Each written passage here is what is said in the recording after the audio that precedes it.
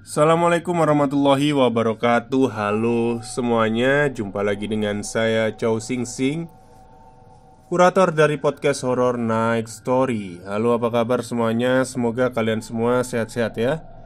Dan seperti biasanya pada hari ini saya kembali dan akan menghadirkan sebuah kisah mistis untuk kalian semua. Kisah mistis kali ini ada lanjutan dari yang kemarin ya, tentang eh, tetesan jeruk burut ya. Jadi ini adalah bagian kedua dari cerita tersebut. Oke, daripada kita berlama-lama, mari kita simak ceritanya. Mak, Dayu mantuk. Rumah dinas bapak memang rumah tua dan mungkin sudah ditinggali oleh banyak keluarga. Setiap malam terasa memang dibiarkan gelap. Hanya di pintu, bapak memasang lampu kuning 5 watt. Cahaya lampu itu tidak merubah banyak hal di rumah ini. Aku masih mengetuk pintu, berusaha memanggil ibuku. Mungkin ibuku sedang di kamar dengan Hanif, adik kecilku, yang masih sangat butuh perhatiannya. Tiba-tiba saja, sekelebat aku merasa ada sosok yang melihatku dari kebun di samping pohon mangga. Sontak rasa penasaran itu perlahan muncul. Dengan perlahan aku turun dari anak tangga rumahku yang memang tinggi, maklum rumah tua. Aku berdiri tepat di depan rumah, menatap jauh ke sebuah pohon mangga besar yang usianya mungkin sudah puluhan tahun. Aku yakin sekelebat tadi ada seseorang yang mengintip dari balik pohon itu.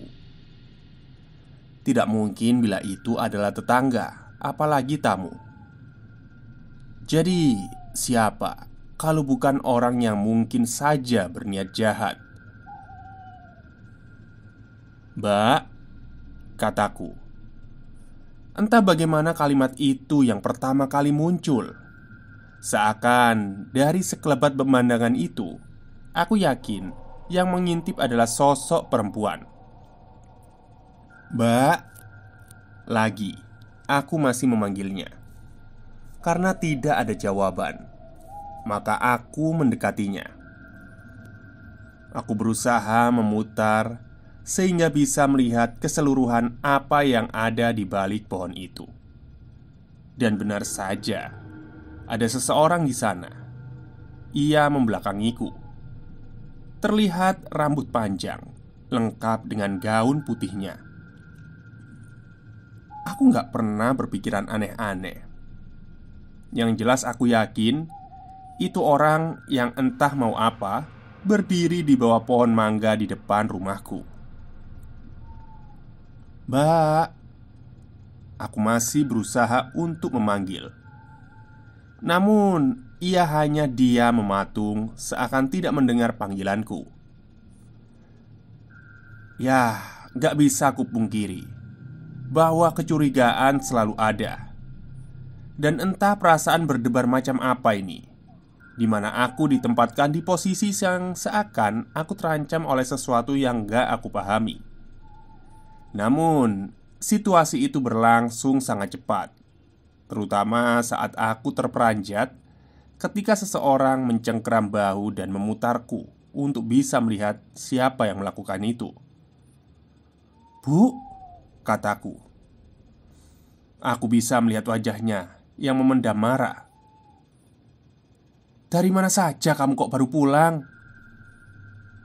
Ibuku menggendong Hanif, yang entah bagaimana ia belum juga tidur, padahal hari sudah selarut ini.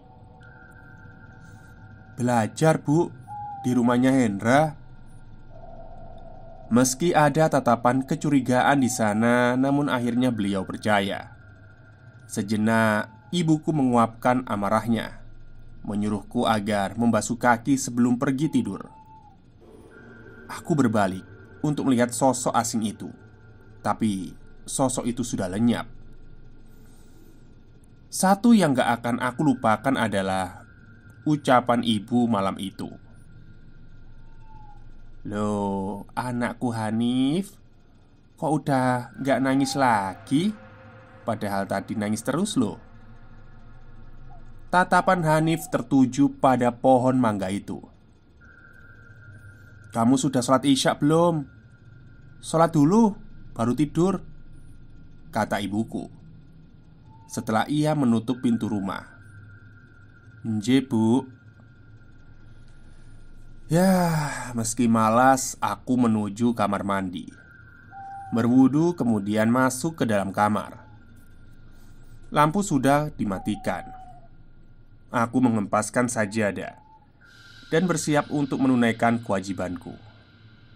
Sampai deritan almari yang membuyarkan niat sholatku, aku batalkan dan mengganjalnya dengan kursi. Namun, suara deritan lemari itu terdengar lagi dan lagi, membuatku merasa tidak sendirian. Suasana malam itu terasa asing. Aku biasa membiarkan lampu dimatikan. Namun untuk kali ini, seperti itu menjadi hal yang mengganggu. Aku pastikan tidak ada siapapun yang menyalakan lampu dan melanjutkan sholatku yang terganggu. Namun, baru mengucapkan basmalah, lampu yang tadi kunyalakan tiba-tiba saja mati. Meski matinya lampu membuatku terkejut, tapi aku memaksakan untuk melanjutkan sholat. Dan terlihat bayangan seseorang yang sedang melintasi jendela kamarku. Aku terhentak untuk sesaat, memejamkan mata dan tetap memanjatkan bacaan sholat. Apa yang kulihat, apa yang kurasakan, hanyalah segelintir perasaan paranoid dari apa yang aku lakukan tadi. Jadi aku menolak untuk percaya. Maka aku meneruskan dan memaksakan untuk terus sholat. Tepat ketika aku bersujud, aku merasa ada sosok asing yang sedang duduk di atas ranjang tidurku, tepatnya di sampingku sholat. Perasaan tidak enak itu terus berlangsung sampai akhirnya aku mengakhiri sholatku. Tidak ada siapapun di sana, hanya aku sendirian. Yang masih tidak habis pikir bagaimana bisa aku separanoid ini. Puncak kegelisahan ini adalah ketika terbangun dari tidur, di mana hari masih sangat gelap. Karena haus, aku pergi ke dapur untuk sekedar menghilangkan dahaga. Manakala aku melangkah keluar dari kamar, aku bisa mendengar suara Hanif yang tengah tertawa. Kenapa ia masih belum bisa tidur? Suaranya terdengar dari ruang tengah. Kamar ibu dan bapak tepat di samping ruang tengah. Aku coba untuk ngeyakinin bahwa maksudnya ibu ya, dan Hanif masih sama-sama terjaga. Mungkin inilah susahnya merawat bayi mungil yang masih berkebutuhan perhatian lebih. Namun, semakin lama suara Hanif semakin tipis. Seakan-akan ia dibawa jauh dari tempatku berdiri. Aku pun pergi untuk mengecek apa yang sedang terjadi. Baru beberapa langkah, aku terhenti saat melihat Hanif terduduk tepat di antara ruang tengah dan ruang bagian dalam. Hanif duduk dengan wajah yang sumringah. Tapi anehnya, ibuku tidak ada di sana. Bagaimana mungkin bayi kecil ini bisa sampai ke sini? Mulai dari sini aku akan mengambil alih sudut pandang dari orang ketiga. Karena ini bukan cerita pengalamanku, aku sangat kesulitan untuk menjadi seorang dayu. Apalagi aku bukan dayu. Selain itu, cerita ini juga dulu dikenal bukan hanya dayu yang menjadi fokus cerita, melainkan tokoh lain. Jadi, mari kita mulai ceritanya. Serius? Gak ada kejadian aneh-aneh waktu di rumahmu?" tanya Hendra dengan tatapannya yang menyelidik. Dayu hanya mengangguk. "Gak ono." Tio dan Hendra nampak tidak puas. Namun apa yang bisa mereka lakukan bila memang Dayu tidak percaya dengan hal semacam itu? "Nanti main ke rumahmu ya. Katanya rumahmu itu rumah dinas. Berarti rumahmu pasti rumah tua toh?" kata Tio. Dayu mencoba memahami ucapan Tio. Meski Dayu tahu dua temannya ini sedang merencanakan sesuatu. Namun bila rencana mereka untuk membuat Dayu percaya dengan hal semacam itu, maka itu tidak akan pernah berhasil, pikir Dayu. "Iyo, main aja kamu," kata Dayu. Siang itu, dua temannya benar-benar datang ke rumah Dayu. Mereka memarkirkan sepeda whimsicle-nya di samping rumah dekat dengan pohon mangga, di samping pekarangan. Sudah lama mereka berteman. Namun, ini pertama kalinya mereka berkunjung ke rumah Dayu. Rumah dinas tua yang sudah dikenal semua orang di kota ini dengan sebutan pondok. Karena hampir semua rumah di lingkungan itu milik pegawai negeri. Sangat mudah dikenali karena bangunannya serta pekarangannya yang luas itu bersentuhan dengan sejarah yang kental. Tio dan Hendra tidak berhenti melihat-lihat apa yang ada di sana. Mulai dari pagar besi tua yang berkarat sampai pohon-pohon besar yang banyak varian tumbuhan serta bunga, membuat mereka bertanya-tanya apakah rumah sebesar ini tidak menyimpan hal yang menakutkan di dalamnya. Terlebih bangunan rumah ini benar-benar besar dan atapnya juga setinggi rumah kompeni peninggalan Belanda. "Ayo masuk, ibuku tadi udah masak," kata Dayu. Tio dan Hendra masuk. Mereka langsung disambut dekorasi unik yang tidak pernah mereka lihat di rumahnya. Guci besar dengan bingkai foto Dayu dan keluarga serta foto-foto tua hitam putih yang kata Dayu adalah properti pemilik rumah dulu yang tidak dibawa. Beberapa milik pemerintah kota yang memang tidak boleh diambil atau dibuang. Dayu mengajak Tio dan Hendra pergi ke dapur. Mereka melewati lorong rumah yang memang besar dan panjang dengan daun pintu di sana-sini. Sebelum akhirnya melewati kamar Dayu, mereka melewati kamar orang tuanya. Saat itu Hendra tanpa sengaja melirik daun pintu yang terbuka. Di sana ia melihat seorang wanita membelakanginya. Nampak asyik dengan menyisir rambutnya yang hitam dan panjang. Ia duduk bersila, hanya menampilkan visual dari gaun putih yang nampak familiar. Beberapa saat Hendra melongo. Ada segaris ingatan seperti Hendra pernah melihatnya. Namun samar-samar ia melupakannya. Maksud hati ingin bertanya, namun keinginan itu meluap begitu saja. Di dapur mereka melahap sambal tomat dengan jeruk nipis, berlaukkan tahu dan tempe. Cukup untuk menghilangkan lapar mereka. "Ibumu kemana, Yu?" tanya Tio. "Ibu? Ya, paling ke rumah tetangga. Sebentar lagi juga pulang." Yu, kok kamu nggak bilang sih kalau punya kakak perempuan?" tanya Hendra tiba-tiba. Dayu terdiam sebelum mencoba mencerna kalimat Hendra. Sebelum mengatakan, "Aku nggak punya kok. Kan aku anak pertama." "Loh, terus yang di kamar depan siapa? Pembantu kamu?" "Bibi." Dayu menggeleng. "Aku nggak ada pembantu di sini. Di sini aku tinggal sama ayah, ibu, sama adikku Hanif." "Kamar depan mana sih?" "Yang kamar depan itu loh," Hendra memberitahu. "Oh, itu kamar orang tuaku. Tapi aku tadi lihat ada perempuan sisiran rambut di sana." Hendra mencoba untuk meyakinkan.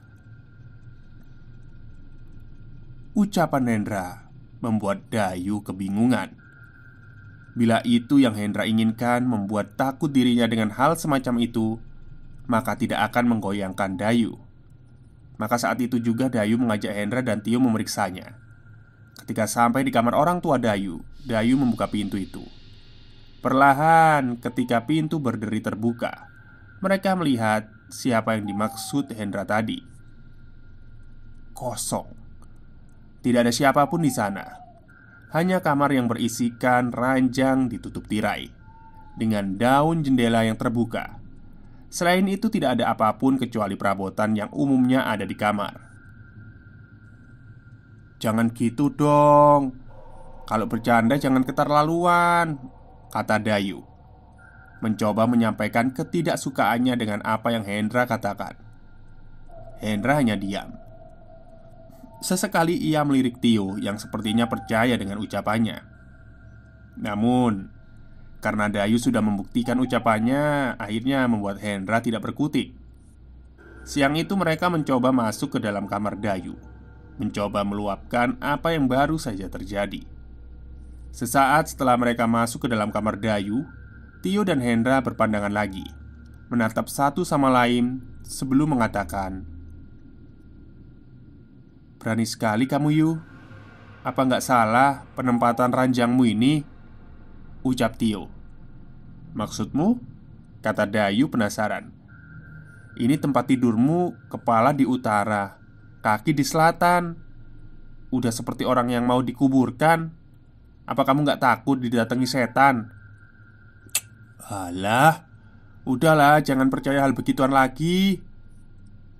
Hendra dan Tio benar-benar sudah tidak bisa mengatakan apapun.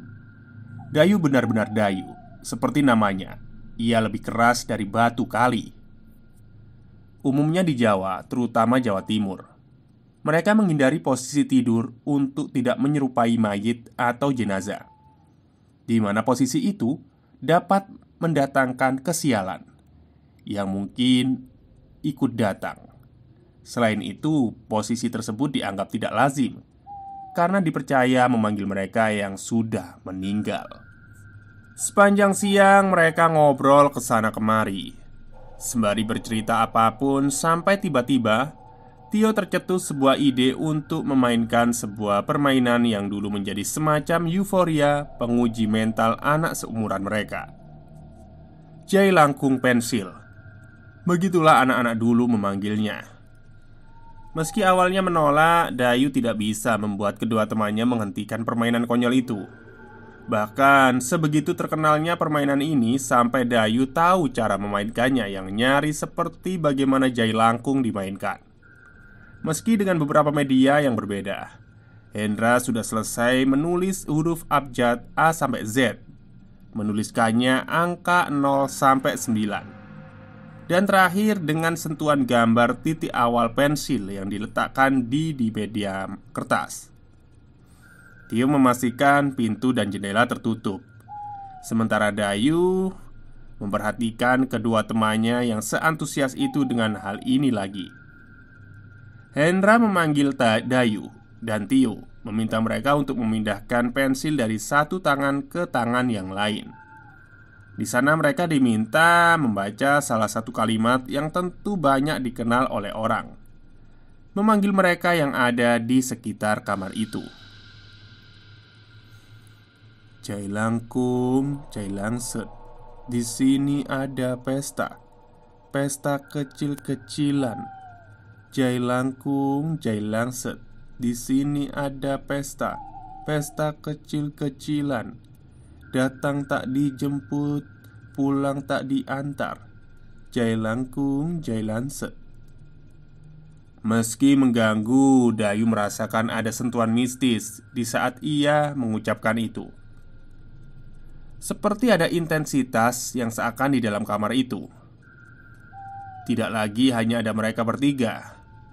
Anehnya pensil berhenti tepat di tangan Hendra, sehingga Dayu dan Tiolah yang berhak mengajukan pertanyaan pada Hendra. Di sana ia akan berpura-pura menjadi tangan kanan dari mereka yang bersedia. "Ayo, silakan bertanya," kata Hendra. Hendra sudah menempelkan pensil pada media kertas itu. Peraturannya adalah Hendra tidak boleh mengangkat pensil itu dari permukaan kertas. Ia hanya boleh menggores kertas itu dengan coretan yang membentuk kalimat yang dipertanyakan. Meski Dayu merasa Hendra berpura-pura berperan seakan ia benar-benar digerakkan oleh kekuatan yang tak terlihat, namun Hendra memainkan perannya dengan sangat luar biasa. Tangannya gemetar seakan menunggu pertanyaan. "Non sewu," kata Tio. "Apakah di sini ada yang bersedia main dengan kami?" Hendra menatap Tio. Dengan perlahan, tangannya bergerak menggores pensil dan melingkari satu kalimat dari dua kalimat yang tersedia di media kertas. "Iya." Dayu hanya memperhatikan. Ia masih belum bisa percaya sepenuhnya. Apakah harus sejauh ini bagi kedua temannya untuk membuatnya percaya dengan hal semacam ini? Namun tatapan Hendra seakan-akan ia benar-benar serius dengan permainan ini. "Namanya siapa, nggih?" tanya Tio. Hendra kemudian menggerakkan pensil. Ia melingkari beberapa huruf dan membentuk sebuah nama terang, Sulastri. Dayu yang melihat itu nampak curiga seakan Tio dan Hendra sudah merencanakannya. "Bagaimana jenengan bisa meninggal?" tanya Tio. Meski menolak, namun Dayu penasaran dengan gerak tangan Hendra. Ia mengikuti setiap huruf yang dilingkari oleh Hendra, menyusunnya sehingga membentuk sebuah kalimat kecelakaan. "Loh, jenengan meninggal karena kecelakaan?" Hendra menjawab. "Iya." Dayu yang mulai tertarik kemudian mencoba mengajukan pertanyaan itu. "Kecelakaan seperti apa yang menimpa Anda?" Dengan cepat Hendra melingkari huruf-huruf tersebut, dan itu membuat Tio nampak menegang saat melihatnya. Anehnya ekspresi Hendra yang awalnya tenang tiba-tiba menjadi pucat pasi, seakan ia tidak tahu apa yang terjadi. Tulisannya adalah "digilas sebuah truk". Dalam sesaat, serangan rasa sakit di kepala Dayu tiba-tiba terasa. Seakan-akan ia salah membaca kalimat itu. Sontak, Tio langsung menghentikan permainan dengan mengempaskan pensil dari tangan Hendra, sembari berujar dengan nada marah, "Bercandaanmu keterlaluan, Hen." Hendra yang sedari tadi diam kemudian berujar dengan nada yang terbata-bata, Gugu aku." Siang itu diakhiri dengan Dayu yang tiba-tiba saja menjadi diam. Seakan apa yang baru saja ia lalui nampak nyata, meski Tio sudah menjelaskan awalnya itu hanya permainan iseng belaka. Ada kejadian menarik. Saat Dayu membuka jendela dari rumah tetangganya, ia melihat ada yang mengintip dirinya dari balik sebuah tirai. Seakan-akan ia menunggu momen ketika Dayu memergokinya sebelum sosok itu lenyap dan kembali di balik tirai itu. Malam tiba lebih cepat. Dayu sudah mengurung dirinya di dalam kamar. Ia masih kepikiran dengan permainan teman-temannya tadi. Meski akhirnya mereka tahu hanya iseng belaka. Namun nama dan bagaimana pertanyaan Dayu akan improv dari Hendra. Namun yang menarik pikiran Dayu adalah sosok pengintip. Seakan sosok itu membuat pikiran Dayu melayang di tengah pikirannya yang berkecamuk. Tiba-tiba terdengar suara pintu yang diketuk. "Yuh, keluar dulu nak, emak minta tolong." Dayu membuka pintu. Dilihatnya sosok ibu. Ia tersenyum sebelum menyampaikan keperluannya. "Yuk, ibu mau ke rumah tetangga sebentar. Si Hanif sedang tidur di kamar. Temenin sebentar ya. Bisa kan nak?" ucap ibu. Sebelum melangkah pergi, Dayu pun masuk ke kamar ibunya lalu menutup pintu. Dayu melihat Hanif. adik perempuannya yang tengah tertidur pulas di atas ranjang orang tuanya. Bapak belum pulang, mungkin lembur. Jadi di rumah hanya ada Dayu dan Hanif. Untuk membuang rasa bosannya, Dayu kembali ke kamar dan berniat mengambil buku pelajarannya. Sesaat sebelum menutup pintu kamar orang tuanya, Dayu sekilas merasa ada seseorang yang melintas begitu cepat, tapi samar-samar. Dan hal itu membuat bulu kuduknya berdiri. Namun Dayu menepisnya.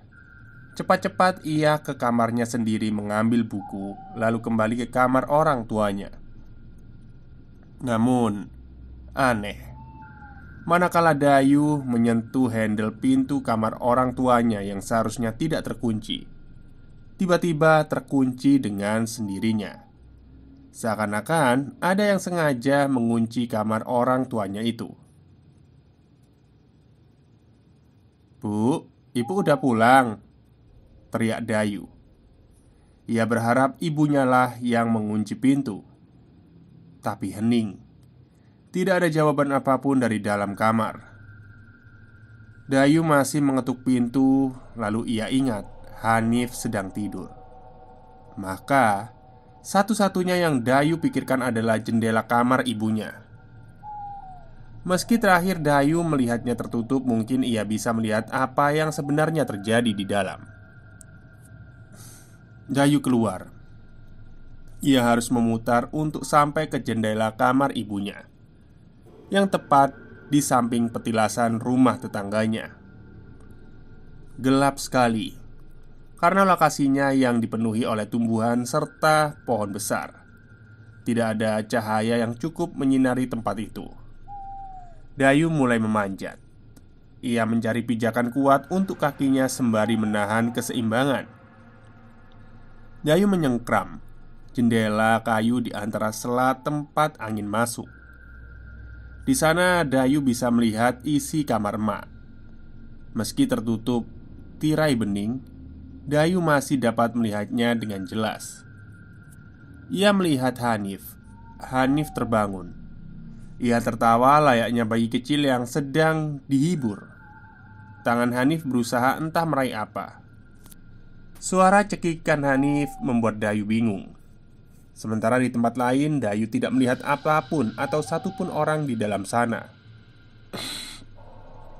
Sampai sudut mata Dayu melihatnya.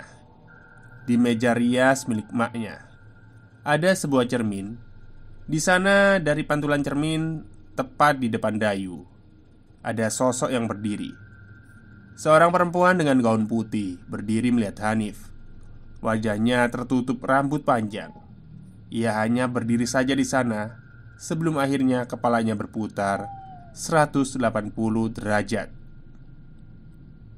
Hal itu membuat Dayu tersentak sebelum akhirnya dia kehilangan keseimbangan dan jatuh.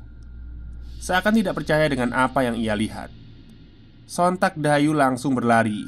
Ia harus masuk ke kamar. Firasatnya tidak enak dengan adiknya. Tapi belum masuk ke rumah, Dayu melihat ibunya. "Loh, kamu dari mana, Yu? Kan ibu suruh jaga Hanif," tanya ibunya. Wajahnya bingung. "Hanif, mak, Hanif. Di dalam kamar ada orang," kata Dayu. Ucapan Dayu membuat ibunya panik. Mereka langsung menuju kamar. Belum sempat Dayu mengatakan pintu terkunci, tapi ternyata pintu sudah terbuka karena ibunya yang membuka. Dayu berjalan masuk ke kamar. Tubuhnya masih gemetar bila mengingat apa yang baru saja ia lihat. Terlihat ibu menggendong Hanif yang tengah tertidur pulas. Ibu pun bertanya pada Dayu, "Mana? Nggak ada orang di sini kok. Kamu itu ya, alasan aja biar ibu nggak marah." Dayu hanya menunduk. Dayu kembali ke kamar. Masih terbayang jelas sosok itu. Meski hanya dari pantulan cermin meja rias, ia yakin matanya tidak salah menangkap. Meski sulit, Dayu memejamkan matanya. Ia larut dalam mimpinya sebelum pagi menyambut dari tidur lelapnya. "Kenapa Yu? Kamu kok dari tadi diem aja?" kata Hendra di sekolah. "Ah, nggak apa-apa kok." Dayu masih bingung haruskah ia cerita kejadian semalam. "Waktu kemarin kita main, itu beneran kamu sengaja nulis kalau meninggalnya sama kayak mbak yang kita kerjain itu? Dan namanya juga?" Hendra mengangguk. "Sulastri, itu dapat dari mana nama itu kamu?" tanya Dayu. Hendra hanya menatap Dayu. Ia melihat sorot mata berubah seakan penasaran. "Nggak tahu, tiba-tiba aja kepikiran nama itu. Nggak ada rencana juga kok pakai nama itu." "Kenapa memang?" tanya Dayu. "Nggak apa-apa," ucap Hendra sebelum akhirnya dia pergi. Oke, itulah bagian kedua dari tetesan jeruk purut ya. Jadi untuk bagian ketiganya insya Allah besok akan saya ceritakan.